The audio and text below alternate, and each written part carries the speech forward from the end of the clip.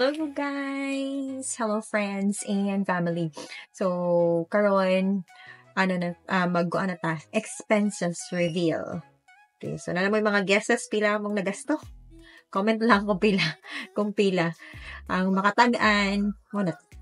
Anyway, so expenses for 11 days, 10 nights, 11 days for 3 packs, 2 adults and 1 child. So, muna siya, himay-himayon na to, isa-isahon na to. Transportation, food, tours, winter wear, accommodation, and internet. So, muna siya ang mga expenses na to. So, during sa ato ang Japan nga tour or Japan nga vacation. So, let's start with transportation. So, transportation from here to Cebu, and then Cebu to Tokyo, then Tokyo to Osaka, then Osaka to Manila. So, overall, total, among nagasto for transportation is 73,041.62 pesos. Hapdus kayo. Wow. But that's for the whole total na siya. Apila siya ang plane, ang taxi, ang trains. Trains sa Japan is not cheap. And then also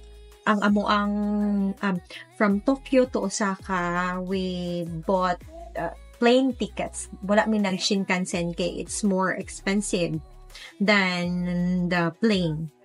So instead, pero mas paspas siya, mas paspas og mag Shinkansen mo or mag bullet train mo compare sa mag plane.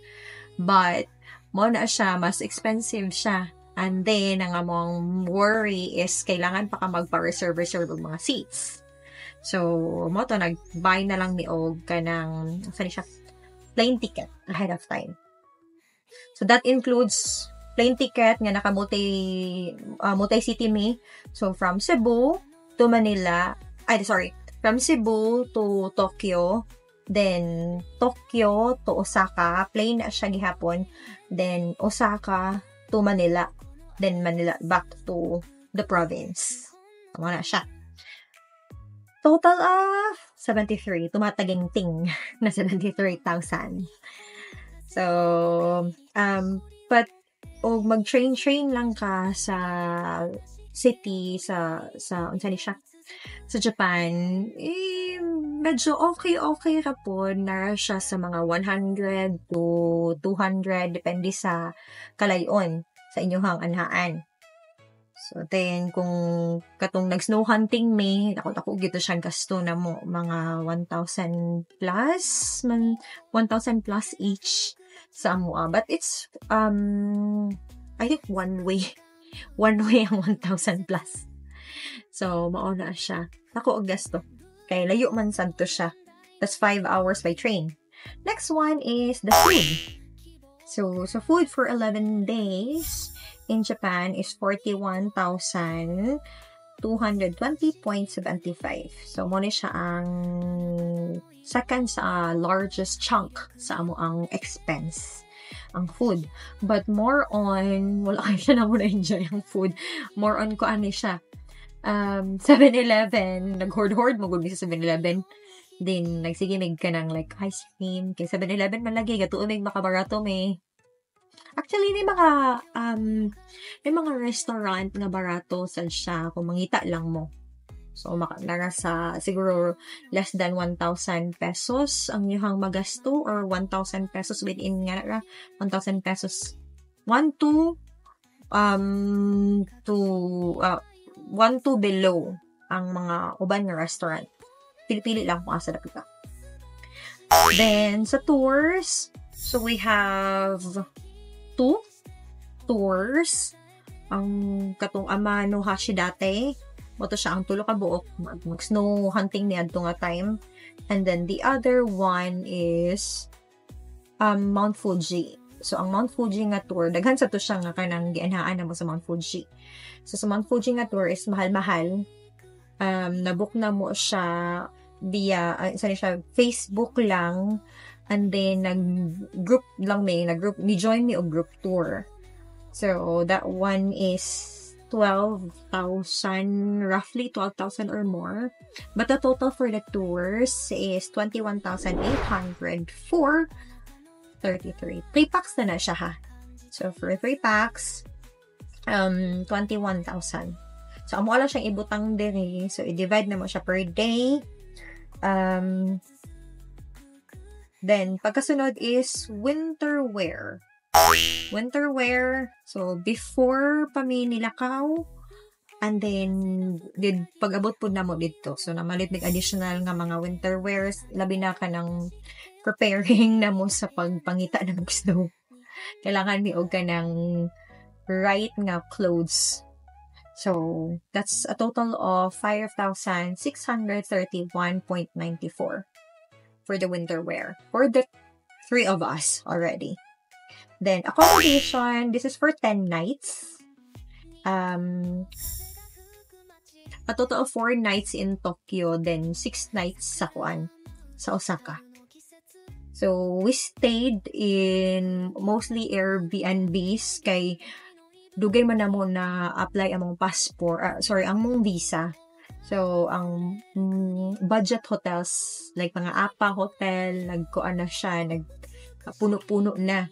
So, wala na may kaayo choices. Like, 2 weeks before sa among flight or a week na lang minag-book sa prior sa among flight.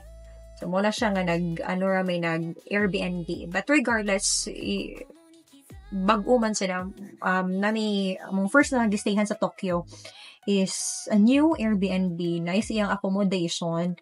We stayed 2 nights kay wala na may ka-extend kay napuno na sad siya for the third and fourth night supposed to be mag-extend me, but siya lain nga guest, so wala na ka-extend. So, nindot ihang view kay makita na nimo ang Tokyo Sky Tree. And then walking distance sa siya sa Asakusa. Katong naay Sensoji Temple, and then malakaw ra gyud nimo ang train station, as in very accessible ra gyud siya. And then ang place, although it's on the 5th floor sa gitong floor, 5th floor. So with all the luggage, there's no lift since it's just a small Airbnb, but it's cute ha. It has complete amenities, and the host is very accommodating. Good. The host guide us kung asami or mga suggestions, naghatag siya suggestions, like, because we don't have itinerary. So, our host, nagkontak-kontak lang siya sa mua nga, unsa plano ninyo, na ay mga suggestions, ingani, good for the kid, labi na kay nami bata. So, ingana, very accommodating si host. Nice po siya magstay Airbnb. And then, for our second stay, Airbnb, like on the 3rd and 4th night sa Tokyo na mo, medyo kwan siya. Hadlok siya nga Airbnb. But, the location is good. Kay near po siya train station. Mostly, ang among gipili gyud kung mamili mo og mga inyong accommodation, dapat gid inyong tan-awon ang location, kung doon ba siya og train station, and then mga bus station, but more on train station gid kay para ang access bitaw niyo gikan mo magbalhin-balhin manggaling mo og hotel or from airport to airport ingana. So dali ra siya ninyo matultulan. And then malakaw ka pud ninyo. So, moto, medyo creepy. Dili siya bago. Then, kuan siya, na siya yung lisod pangitaon. Lisod siya pangitaon. Di ay, tago siya.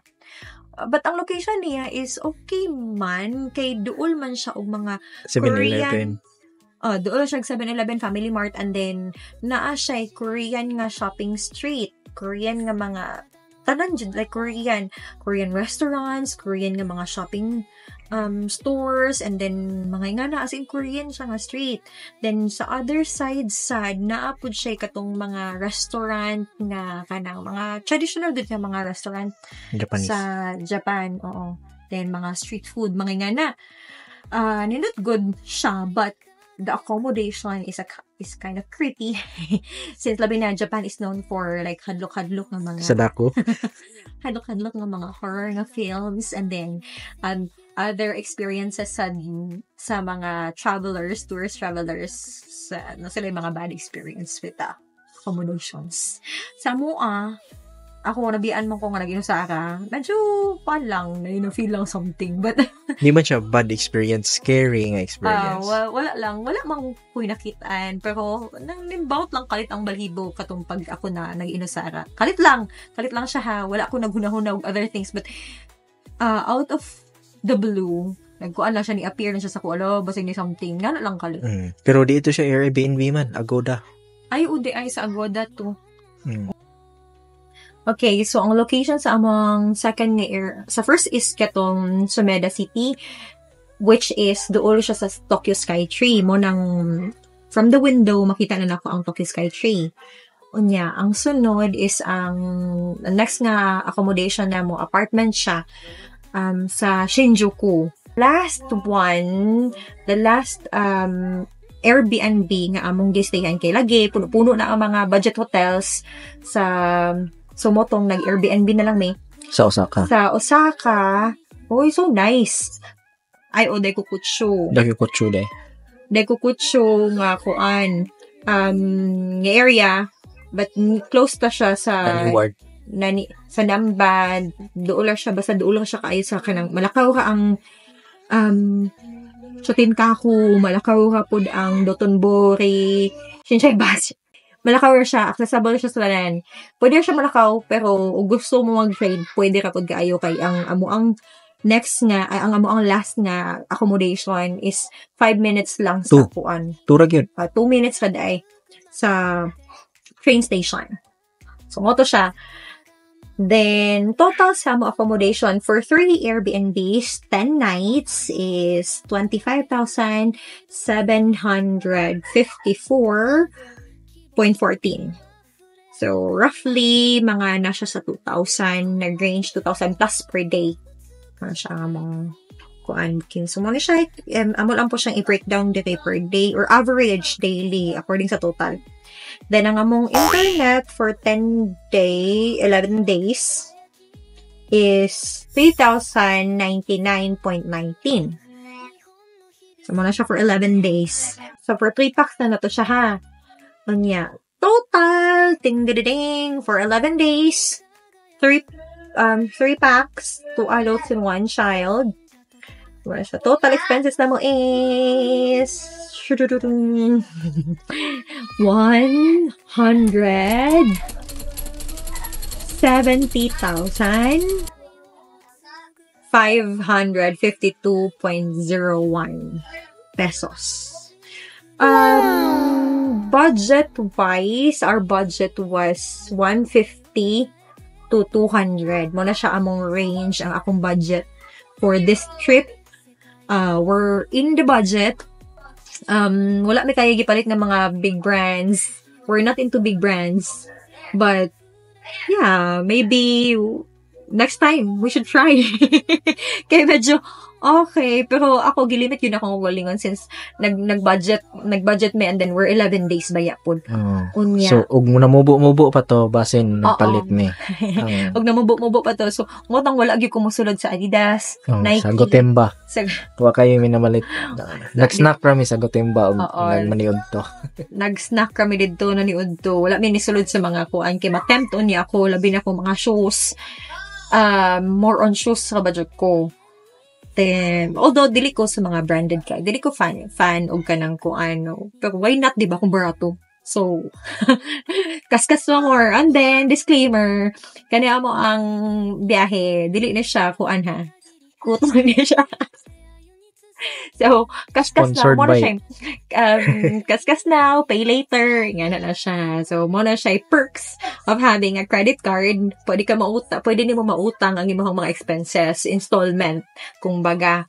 So, sa mo akaron nga expenses, pwede man bayaran, but I choose nga installment kay nagpadako ko sa kong ADB mo na siya importante kung mag-apply ka og visa. Kay they will base your capacity sa kung maka-travel or makakuan ba ka sa capacity or expenses nimo nga maka-pay sa imong vacation dito sa labi na ako sa Japan. Not just Japan, more on kanang mga visa countries or masking good og kuan visa free nga countries kay inigabot nimo sa IO, like for me before solo traveler, okay ka kon kay with family. Kung solo traveler ka, daghan kay pangutana sa imuha kay abi nila mag TNT ka or unsa pa ng uban. In short, big ADB is Big money higher pa. chance of approval. Yeah. ADB ha, dili total nga kuan. Oo. Sa ADB is average daily balance. So, mo na siya, pila imong average daily balance sa imong bank account. So, mo na nga nagpadako ko sa akong ADB kay, in case of na yung mga future travels, nga na makitaan nila nga, okay, mo na siya maintaining na ko. Average daily balance na siya daily, ha?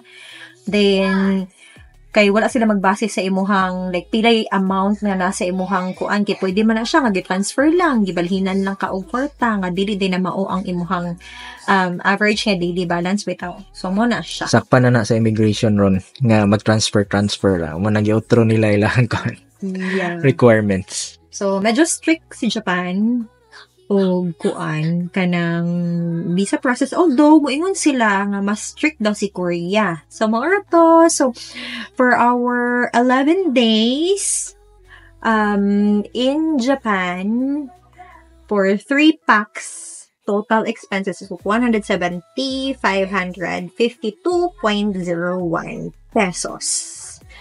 If naamoy mga questions, just comment it and then we'll reply to you as soon as we can. Thank you!